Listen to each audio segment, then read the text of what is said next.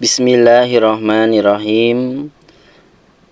Urang lajengkeun hanca anu salajengna Kitab Tanqihul Qaul Syarah Lubabul Hadis. Qala musannif rahimahullahu ta'ala fi hadzal kitab, nas'aluka Allahumma an tanfa'ana bi'ulumihim nafa'an mubaraka walidinika walinasi ajma'in, amin ya Allah ya rabbal alamin.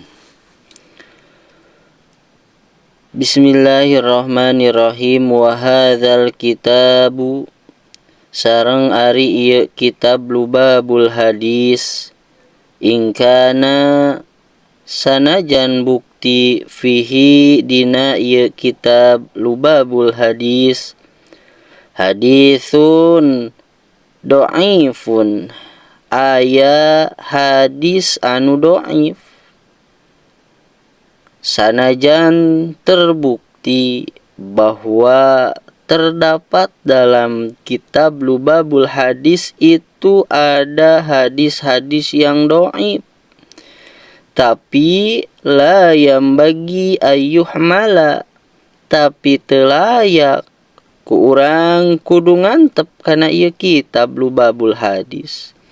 Walaupun ada beberapa hadis yang dhaif yang terdapat dalam kitab Lubabul Hadis, cuman la yambagi ayyuhmala, teu layak pikeun urang kudu ngantep kana ieu kitab.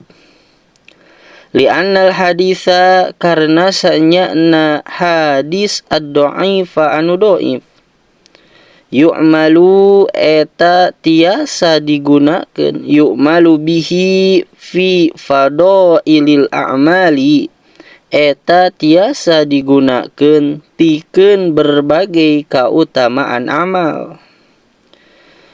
Karena naon? Karena li'annal hadisa dha'ifa yu'malu bihi fi fadailil a'mali, hadis dhaif itu tiasa digunakeun ku urang pikeun berbagai kautamaan amal. Sabab saur Syekh Ibnu Hajar, kama qala Ibnu Hajar fi Tanbihil Akhyar, dina kitab Tanbihil Akhyar nyaurkeun bahwa wadha'ifu, sareng ari hadis dhaif, hujjatun, boleh dijadikeun hujjah, fil fadaili, dina ngalaksanakeun ibadah, bittifaqil ulama'i, kalawan sepakat para ulama. Karena saur Syekh Ibnu Hajar dina kitab Tanbihil Akhyarna nyaurkeun yen wadha'ifu hujjatun fil fadaili, boleh kita menggunakan hadis dhaif, sebagai hujah dina bade ngalaksanakeun ibadah. Jadi bolehnya, udah sepakat para ulama bahwasana boleh kita menggunakan hadis dhaif karena untuk menggunakan daripada keutamaan amal.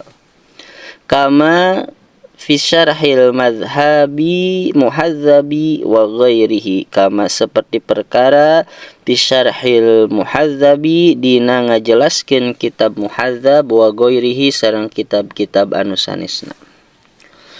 Wallahu, sareng ari Gusti Allah, al musta'anu, eta zat anu layak disuhungkeun pitulung, wa alaihi, sareng ka Allah wungkul, atuklanu tawakal, wala haula, sareng teu aya daya upaya, wala quwata, sareng teu aya kakuatan, illa billahi, angin ku pitulung Allah, al aliyyi, anu maha luhur, al azimi, tur anu maha agung.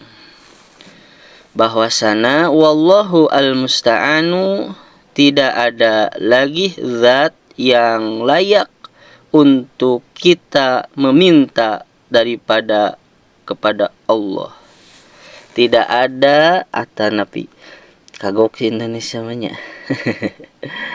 Teu layak deui teu aya dat anu layak disuhungkeun pitulungna terkecuali ngan wungkul ka Allah.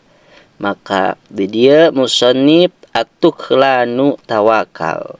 Kalawan la haula wala quwata illa billahil aliyil azim, teu aya daya upaya sareng teu aya kakuatan angin ku pitulung Allah anu maha luhur sareng nu maha agung. Bismillahirrahmanirrahim. Ai ualifu. Ayeuna ngawitan kana kitabna. Ai ualifu al-falba'u ari lapad ba tina lapad bismillahirrahmanirrahim. Bari'ul baroya eta bimakna bari'ul baroya. Janten ba dina lapad bismillahirrahmanirrahim maknana kalebetkeun bari'ul baroya. Naon bari'ul baroya teh nyaeta makna tina bari'ul baroya dat anu nyiptakeun seluruh makhluk. Allah yakni zat anu nyiptakeun sakabeh makhluk. Wasinnu jeung ari makna sin tina lapad bismillahirrahmanirrahim satarul khotoya eta zat anu nutupan kasalahan-kasalahan.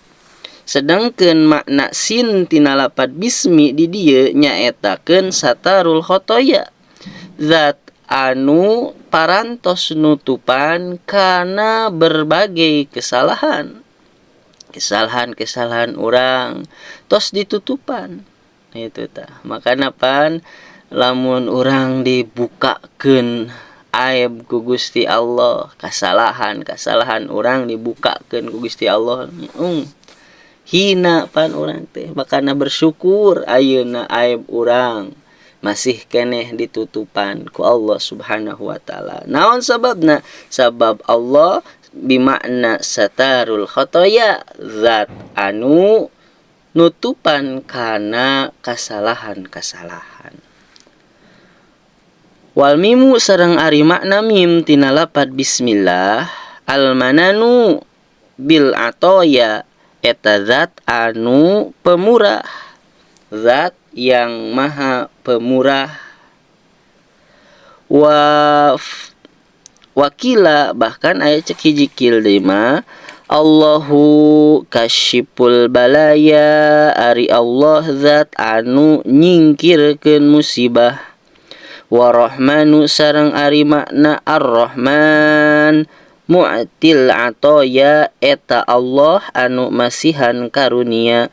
Warahimu sareng ari makna rahim ar-rahim ghafirul khotoya eta anu ngahampura kasalahan hambana. Itu mudah-mudahan aya manfaatna wallahu a'lam bissawab.